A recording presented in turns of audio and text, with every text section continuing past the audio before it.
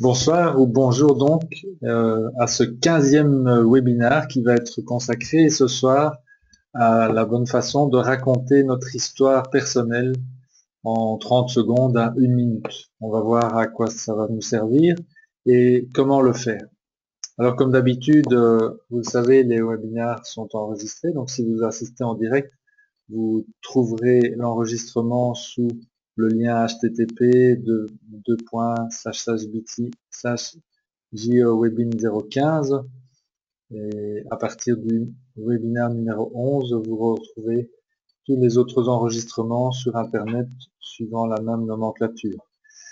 Alors là, vous connaissez aussi de plus en plus, si vous êtes habitué à ces mini-formations, on est en train d'utiliser un référentiel pour l'instant qui nous donne au fond la procédure de travail, la manière d'utiliser, de faire fonctionner le système qui crée notre réussite en marketing de réseau. Et notre job, vous le savez, c'est d'amener les gens à prendre une décision par rapport à nos produits et à notre affaire jeunesse. Cette décision pouvant être oui, j'ai envie d'acheter des produits, donc d'être client, ou oui, j'ai envie de vous rejoindre dans cette affaire, ou bien non, merci, pas maintenant, mais peut-être j'ai des références à vous donner, et ainsi de suite. En tout cas, la procédure consiste à trouver des contacts, à prospecter, à recruter et à former. Et donc aujourd'hui, ce soir, nous allons traiter d'un sujet qui concerne essentiellement l'étape numéro 3, c'est l'étape de recrutement, faire entrer des gens intéressés dans notre affaire. Alors c'est vrai que raconter son histoire personnelle, ça peut évidemment se faire à tout moment dans notre processus d'information, mais c'est au moment de la présentation de notre affaire que cet outil, ce savoir-faire va devenir le plus utile, le plus intéressant. Et donc c'est dans ce contexte-là que nous allons le regarder ce soir. C'est dans ce contexte-là que je vous encourage à l'étudier et à le pratiquer. Et vous verrez que quand vous pourrez le pratiquer dans le contexte précis de ce soir, eh bien, vous pourrez évidemment aussi l'utiliser à n'importe quelle autre occasion lorsque vous vous sentirez que cela doit se faire.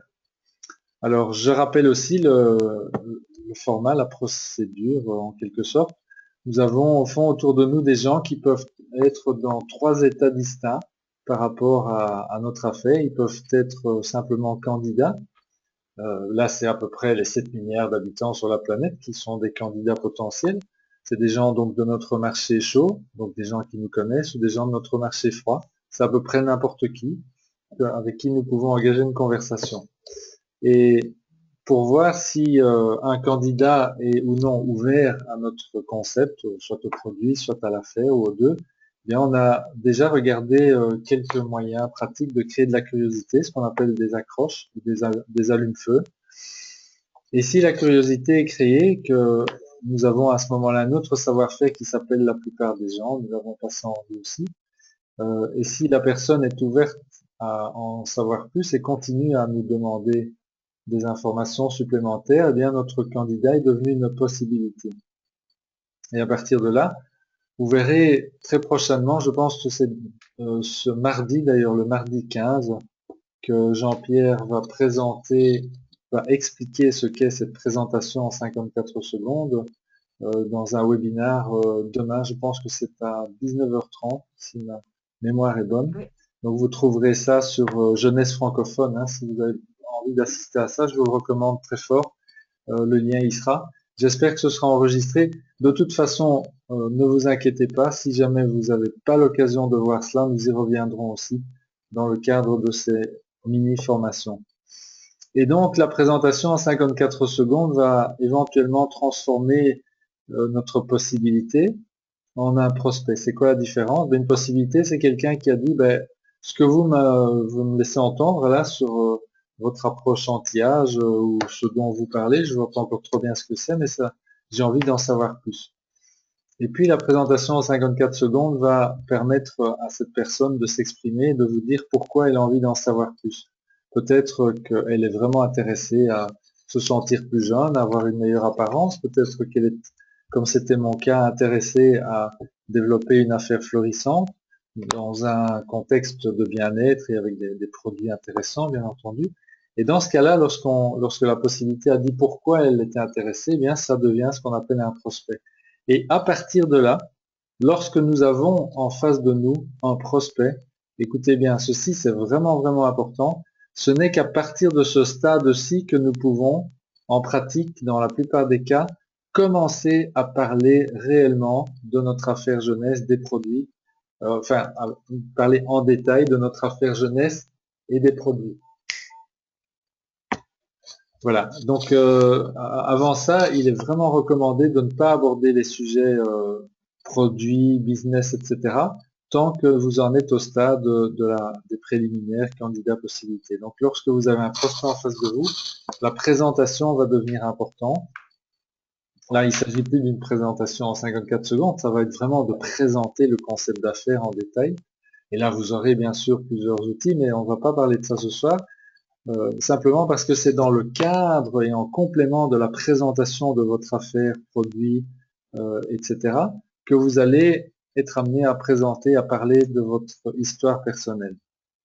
Voilà, donc le moment propice pour raconter votre histoire personnelle, c'est quoi votre histoire personnelle? Ben, c'est tout simplement ce qui vous a amené, évidemment, dans jeunesse, à être distributeur et à parler de ces produits autour de vous, eh bien, et à les utiliser, c'est lorsque vous êtes face à un prospect.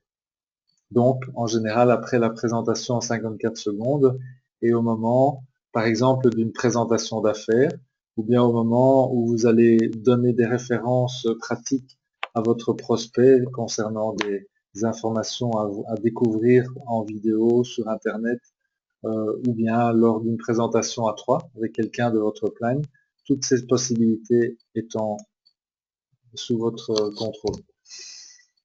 Alors, comment faire pour raconter votre histoire personnelle? C'est un savoir-faire, hein, je vous le dis tout de suite, il ne faut pas chercher à improviser. Vous pouvez toujours improviser, bien entendu, mais vous verrez que c'est beaucoup, beaucoup plus efficace lorsque vous êtes prêt à la raconter dans des bonnes conditions. Une structure qui marche très très bien, qui fonctionne et que je vous recommande, c'est la suivante. C'est de commencer votre histoire en disant comment les choses pour vous étaient avant d'avoir découvert et d'avoir démarré cette affaire jeunesse. Quels étaient au fond les inconvénients, les limitations que vous rencontriez dans votre vie et qu'est-ce qui vous a poussé à l'action. Dans un deuxième temps, vous allez parler de ce que vous avez fait concrètement. Quels sont les changements que vous avez opérés dans votre quotidien? Qu'est-ce que la mise en route de cette affaire vous ont apporté? Qu'est-ce que vous avez dû faire pour ça? Comment les produits que vous avez utilisés, hein, bien sûr, il y a tous les éléments. Vous pouvez vraiment faire ressortir les choses qui sont typiques de votre histoire. C'est ça qui va être intéressant pour votre prospect. Et puis, en dernier lieu, vous allez dire, voilà aujourd'hui comment ça se passe pour moi, quels sont les bénéfices que j'ai retirés de tous ces changements dans mon style de vie, dans le temps dont je dispose, dans l'argent que je gagne qui est plus confortable qu'avant, j'ai une autonomie financière alors qu'avant c'était pas le cas, et ainsi de suite. Alors, ne jamais perdre de vue que l'intention première de votre histoire personnelle, c'est que le prospect puisse s'identifier à vous. Ou en tout cas à une partie de votre histoire. Peut-être qu'il va s'identifier à la partie lorsque vous lui parlez de votre utilisation des produits. Peut-être parce que vous avez réussi à changer, à soigner quelque chose chez vous, ou à changer, je vous raconterai en guise d'exemple dans un instant ma propre histoire. Ou alors peut-être qu'il sera interpellé, qu'il va s'identifier plutôt au changement de style de vie que vous avez réussi à faire grâce à votre affaire. Il va se dire, mais moi aussi j'étais comme lui avant, je vois qu'il a été capable de changer, de vivre en ayant beaucoup plus de temps pour lui, pour voyager, pour sa famille, etc. Donc c'est vraiment ça que j'ai envie.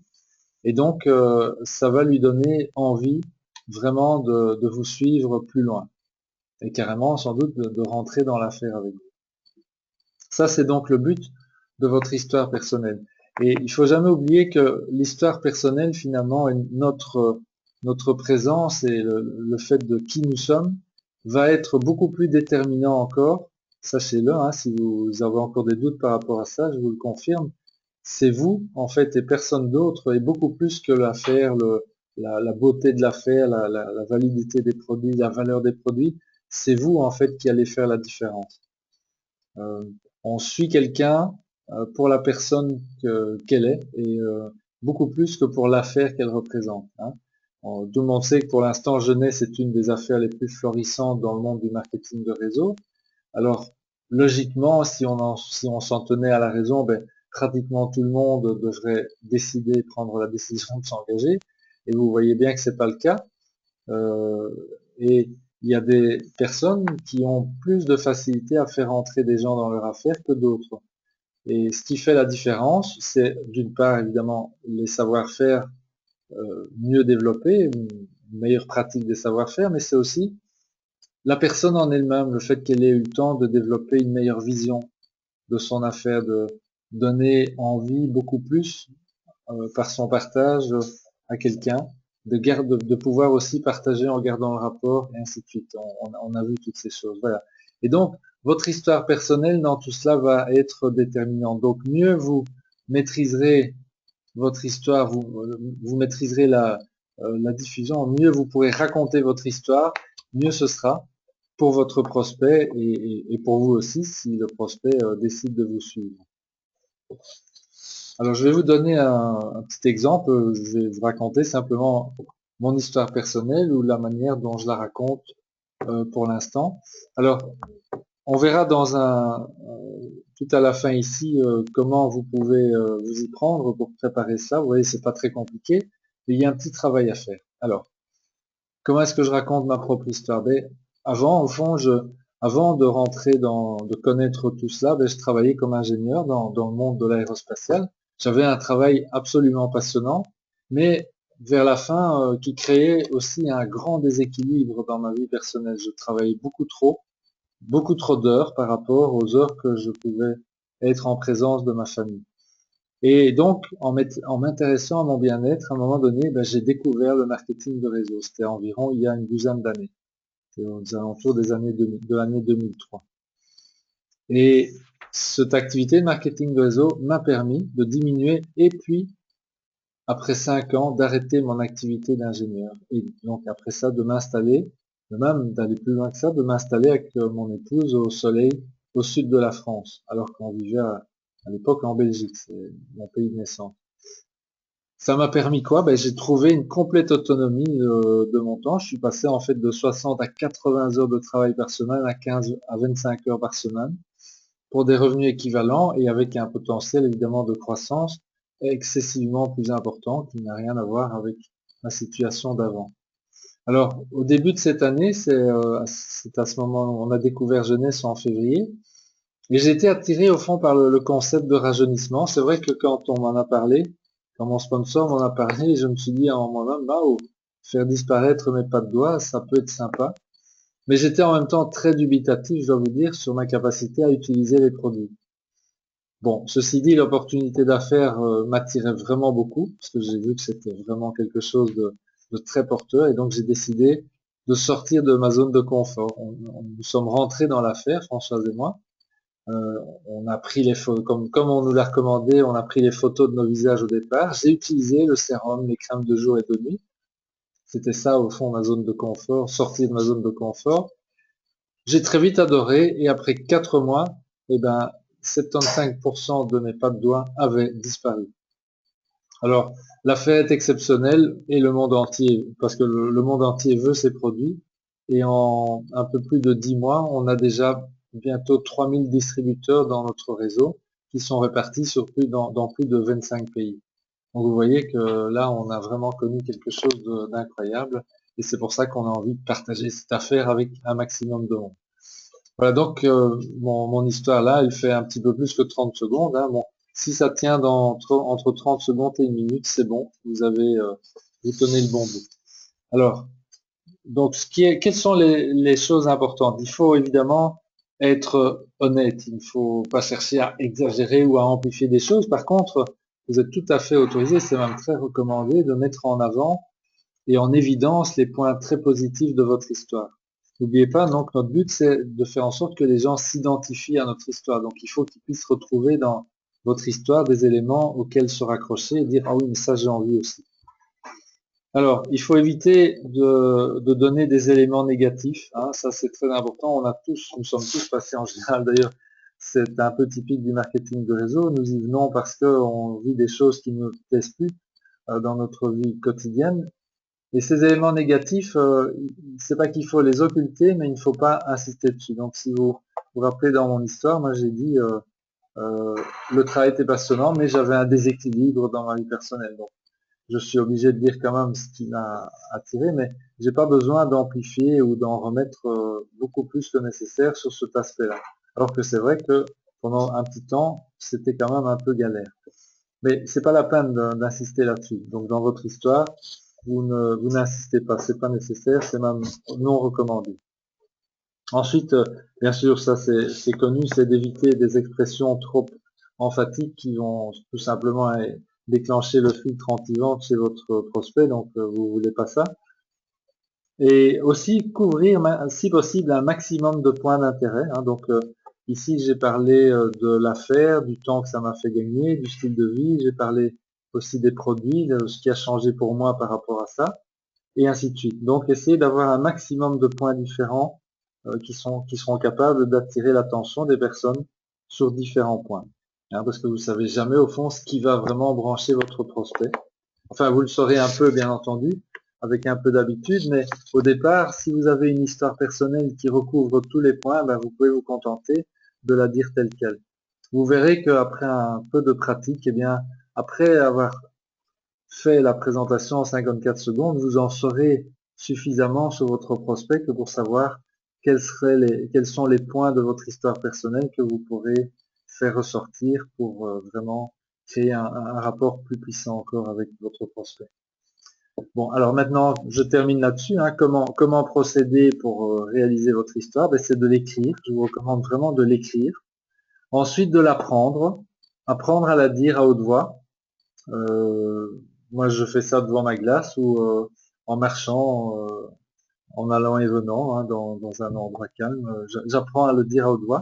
Et puis ensuite, c'est évidemment de pratiquer, c'est-à-dire de la raconter à chaque occasion.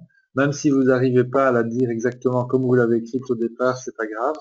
Mais vous allez observer les réactions et vous allez pouvoir aussi ajuster le texte de votre histoire jusqu'au moment où vous aurez, comme Pierre Godet ou comme d'autres, une histoire qui est vraiment attirante, rapide à raconter et très très captivante. Voilà les amis, donc je vous recommande de vous y mettre sur le champ, hein, si c'est pas encore fait, parce que c'est un outil vraiment incontournable et vous allez voir que dès que vous aurez maîtrisé votre histoire personnelle, eh bien, vous allez activer votre succès. C'est ce que je vous souhaite en tout cas. Alors maintenant, je vais voir si Sylviane et Maurice sont là pour que je puisse leur passer la main parce qu'ils ont un sujet. Sylviane a un sujet très intéressant qui est l'edgeless. Est-ce que vous êtes là, les amis? Oui, oui, on est là, on est Ah, vous là. êtes là. Alors, on va voir si Raconte. je peux vous passer la main. Alors, voyons ça. Est-ce que vous avez la main? Est-ce qu'on a la main? Oui. C'est bon. Apparemment, oui. Parfait. Eh bien, c'est à toi, Sylviane. Ok, super. Ben, bonjour à tous et à toutes. En fait, j'aurais juste envie de dire quelque chose, Luc, parce que je me rends compte que d'après ce que tu viens, comme tu viens de le dire, euh, c'est intéressant de lire son histoire aussi devant quelqu'un et de demander l'avis de quelqu'un par rapport à comment on la raconte, notre histoire. Bien sûr, Voilà. c'est une bonne remarque, tout à fait. Ah oui, oui, vous pouvez vous entraîner. Mieux elle est au Parce que point. parfois, on croit que c'est bien, et puis la personne en face, elle se rend compte qu'on peut améliorer comme ceci ou comme ça. Voilà, c'est juste ça que j'avais Excellent. envie de dire. Parfait. C'est vraiment important de bien savoir raconter par rapport aux personnes. Je crois que c'est ce qui donne envie aux personnes de bouger et d'en savoir un petit peu plus. Voilà, ça, on s'en est Ouais. encore rendu compte ce week-end. Bien, ben moi je vais vous parler de l'Estenti Ageless. C'est le produit qui est vraiment le produit qui va attirer, je vais dire en bien ou en mal au départ. On vient de faire un salon de Noël tout près de chez nous, là dans le sud, et on avait mis la petite vidéo, vous la connaissez toute, hein, cette petite vidéo où on voit en 2 minutes. Alors les gens passaient, regardaient ça, oh c'est pas possible, bon, oh, waouh, c'est génial ce truc, moi je le veux. Donc ça suscite, c'est du moment qu'on a un intérêt, je vais dire en bien ou en mal pour quelque chose, enfin en mal. il y a une interpellation, et bien là, on se rend compte qu'on est déjà, les gens se sont arrêtés et on a à nous à trouver le bon savoir-faire pour donner envie à la personne d'en savoir un petit peu plus.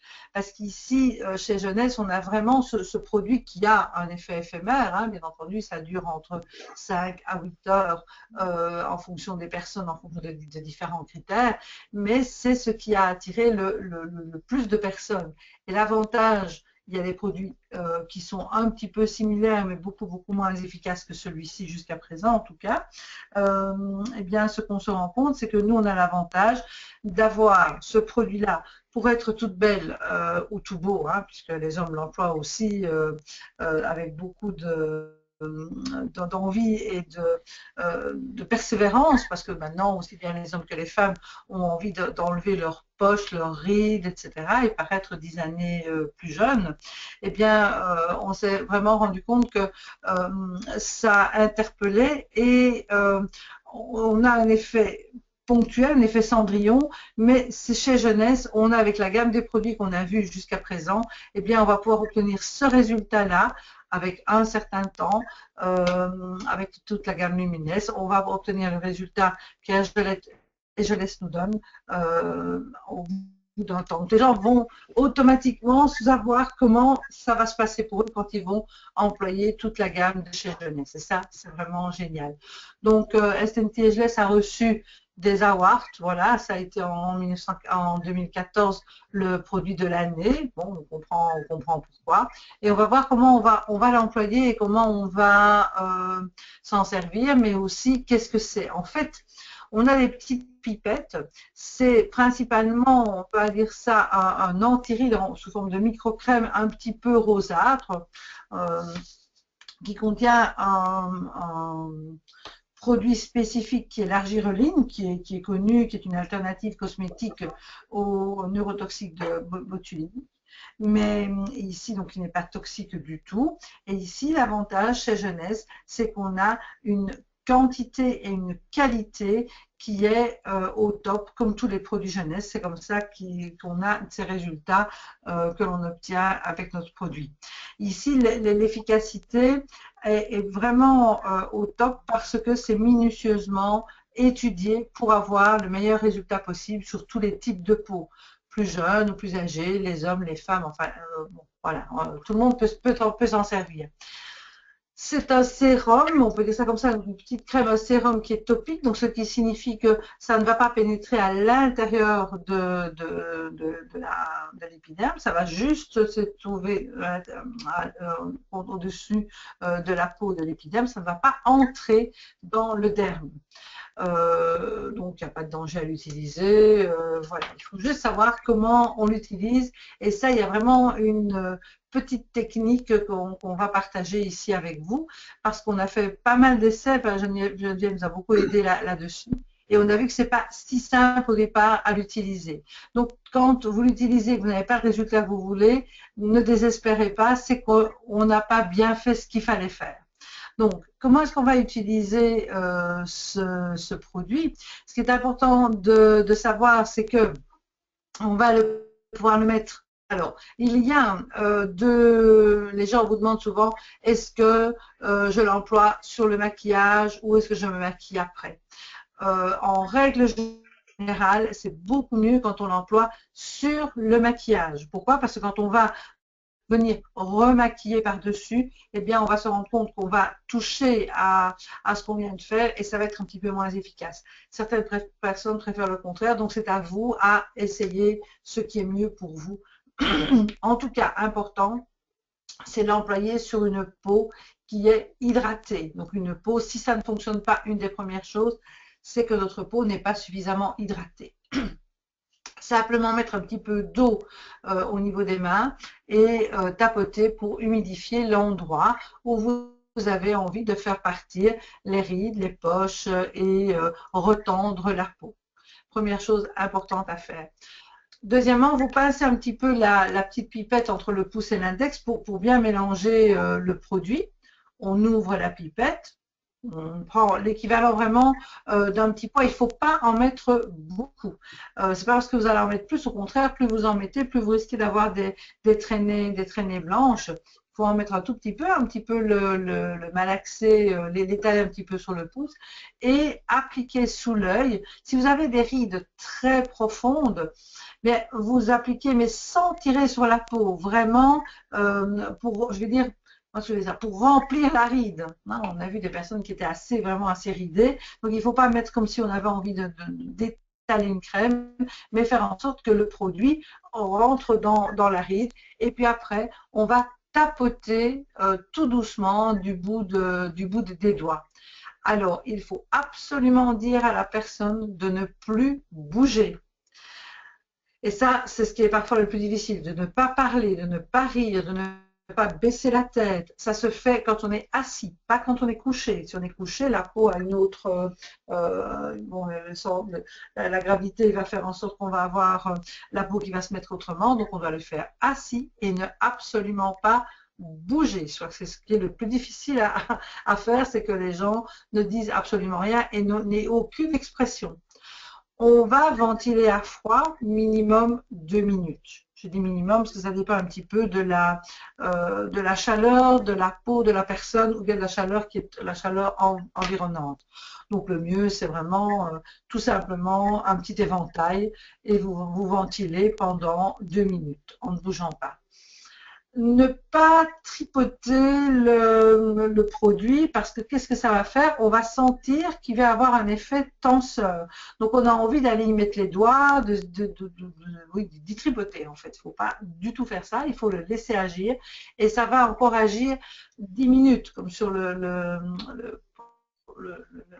petit affichage que vous voyez là. Donc, ce qui veut dire que pendant 10 minutes, on ne fait pas des grimaces, on n'a pas, vous savez, enfin, on ne peut pas spécialement des grimaces, mais il y a des personnes qui sont beaucoup plus expressives les unes que les autres. Donc, si on a des rides à certains endroits, c'est parce que justement, c'est très souvent des rides d'expression. Donc, pendant 10 minutes, il faudrait vraiment qu'on ne parle pas, qu'on ne fasse rien, qu'on soit, on en profite pour voilà, impassible, on en profite pour méditer ou pour faire des choses calmes. Et tant que vous ressentez des petits tiraillements au niveau de la peau, c'est que le produit agit encore. Donc c'est tout à fait normal. Alors, comme c'est écrit ici, on marque se pose sur le maquillage, mais comme je viens de vous dire, certaines personnes préfèrent se remaquiller après. En tout cas, si vous voulez vous remaquiller après, il faut au moins attendre un quart d'heure, 20 minutes. Ça, c'est hyper important. Ne pas employer d'huile avant. Donc, si votre produit pour bon, se démaquiller, pour nettoyer la peau, etc., est avec de l'huile, ça ne va pas fonctionner non plus. Donc, qu'est-ce qu'on fait alors? Eh bien, on va mettre un petit peu de sérum. Comme ça, ça va permettre à la peau d'être préparée. Si ça ne va pas, c'est une des solutions, c'est mettre un tout petit peu de sérum, attendre qu'il soit bien pénétré et puis appliquer l'Est&T Ageless. Humidifier si la peau est trop sèche, ça je l'ai dit. Ne pas bouger, ça j'ai dit aussi. Alors, on peut utiliser cette petite pipette à peu près 3 fois. Évidemment, si vous en mettez en dessous des yeux, les petites ridules sur le côté, la ride du front et les autres rides, vous n'allez pas savoir l'employer autant, mais bon, le plus spectaculaire reste quand même au contour des yeux, puisque le reste, on va être beaucoup plus mobile, donc ça tiendra moins longtemps.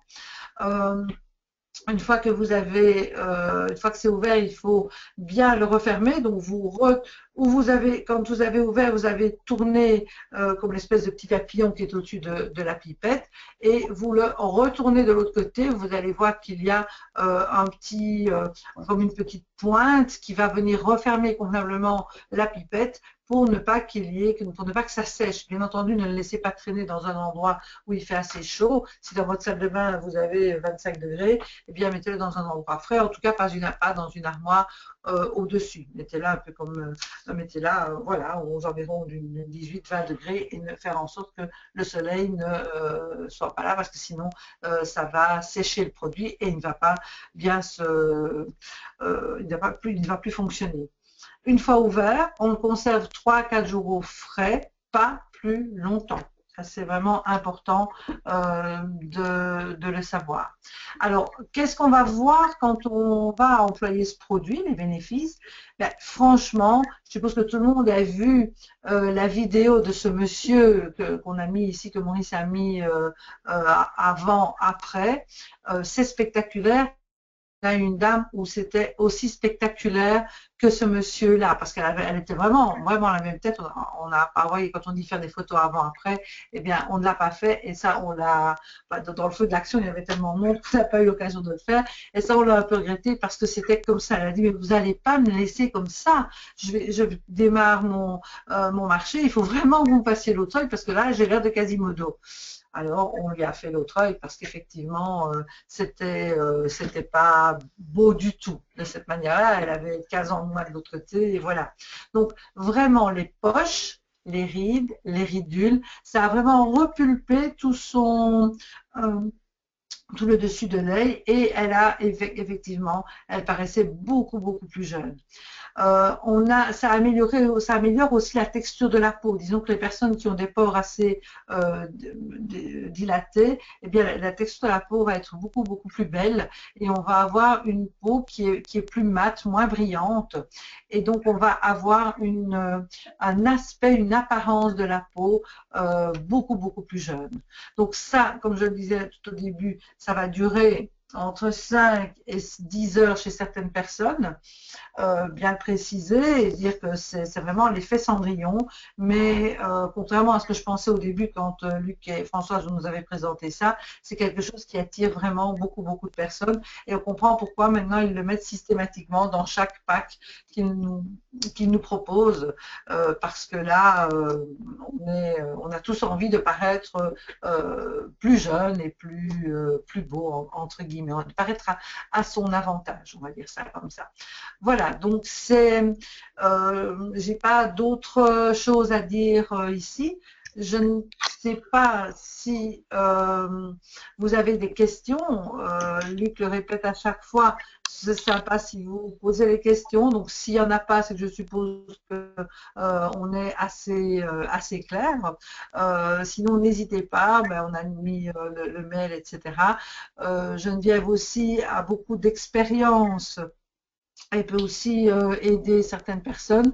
On a vu ici, j'ai encore envie de dire, si vous avez des petites traînées blanches, c'est que vous avez trop tendu, vous avez trop chipoté la crème, ou que vous en avez mis beaucoup trop. Souvent on se dit, ah là, moi je suis très amochée, je vais en mettre une bonne couche. Et bien non, il faut en mettre très peu. Si ça vous arrive d'avoir des traînées blanches, vous enlevez tout et vous recommencez. D'accord? Voilà, c'est ce que j'aurais envie de vous partager par rapport à l'SMT Ageless, avec donc comme avantage que on peut voir comment on sera quand on aura employé la gamme Lumines et les différents les autres produits de chez Jeunesse. On sait comment on sera dans 7, 8 ou 10 mois, ou parfois 2-3 mois, ça dépend aussi de l'âge que l'on a. La semaine prochaine, ce qu'on va faire, c'est qu'on va parler un petit peu de Finity. Il y aurait beaucoup de choses à en dire. En un quart d'heure, ça va être juste de le faire, mais sachez que c'est un produit qui va vraiment être une complémentarité pour la majorité des gens après la 30-35 ans. Voilà, j'espère que vous avez tous votre SMT-GS et que vous allez être au top de chez top et vous exercer la semaine prochaine pour être tout bien pour les fêtes. Voilà. Merci beaucoup Sylviane, et bravo pour cette présentation. Est-ce qu'il y a... Maintenant, peut-être que l'un ou l'autre, on a encore 1 minute devant nous ici. Si vous avez envie de faire un témoignage, je vous encourage à cliquer sur la petite main qui se trouve dans votre interface en haut à droite. C'est le moment ou jamais, hein, c'est toujours possible. Je vais mettre les mains tout à zéro. Donc si quelqu'un a envie de faire un témoignage, je vois ici Karine. Est-ce que Karine a envie de faire un témoignage? Bonsoir Karine, est-ce que vous m'entendez? Non, vous avez coupé votre micro. Ok, ce sera pour une autre fois. Alors, est-ce qu'il y a des questions? Non, pas de questions. Ok, bah écoutez, je pense qu'on a fait le tour pour aujourd'hui. Je vous encourage donc à apprendre votre histoire personnelle, à utiliser aussi, faire les utilisations personnelles de l'EDSES. C'est vrai que ça prend un petit peu de pratique, hein, moi je trouve aussi. On peut avoir des résultats extraordinaires et de temps en temps, ça m'arrive encore de rater mon coup. Alors il faut recommencer, mais voilà, on s'améliore de fois en fois. Bonne soirée à tout le monde, ou bonne journée, suivant le moment où vous écoutez cet enregistrement. Et donc, à la prochaine fois. Au revoir. À la prochaine.